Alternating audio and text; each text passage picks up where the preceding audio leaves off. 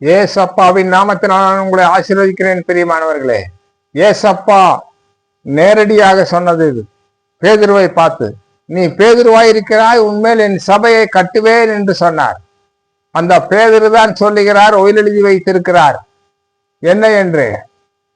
மத்தேயு 19:27 இதோ நாங்கள் எல்லாவற்றையும் விட்டு உம்மை பின்பற்றினோமே, எங்களுக்கு என்ன கிடைக்கும் என்று. தன்னுடைய மனைவியை மாமியார் வீட்டில் விட்டுவிட்டு அவர் ஏசப்பாவின் பின்னால வந்து விட்டார். அந்த 12 சீசர்களும் அப்படியாக திருமணம் ஆகாதவர்கள், உலகம் முழுவதும் பரவி சத்தியத்தை பரவி ஏசப்பாவுக்காக இரத்த சாட்சியாகி மரித்தவர்கள்.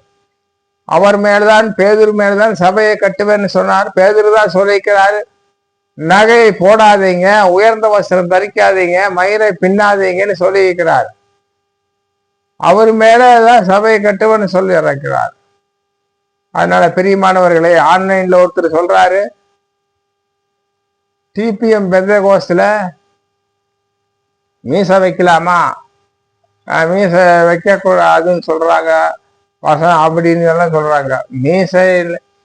மீசை என்றால் கம்பி மீசை, முறுக்கு மீசை, அரிவாள் மீசை, இந்த மாதிரி மீசைகள் எல்லாம் வச்சா அது கர்த்தருக்கு அருவருப்பானது. பரலோகத்தில் அந்த மாதிரி கிடையாது. அதனோட குறை பேசாதீர்கள். சிலோன் பெந்தகோஸ்து டிபிஎம்ஐ பத்தி. ஏசப்பாவின் நாமத்தினால உங்களை நான் ஆசீர்வதிக்கிறேன். மனம் திரும்பி வாருங்கள், மனம் திரும்புங்கள். ஏசப்பாவின் நாமத்தினால உங்களை ஆசீர்வதிக்கிறேன். பின்மாற்ற ஆவிகள் போகட்டும். ஆமென்.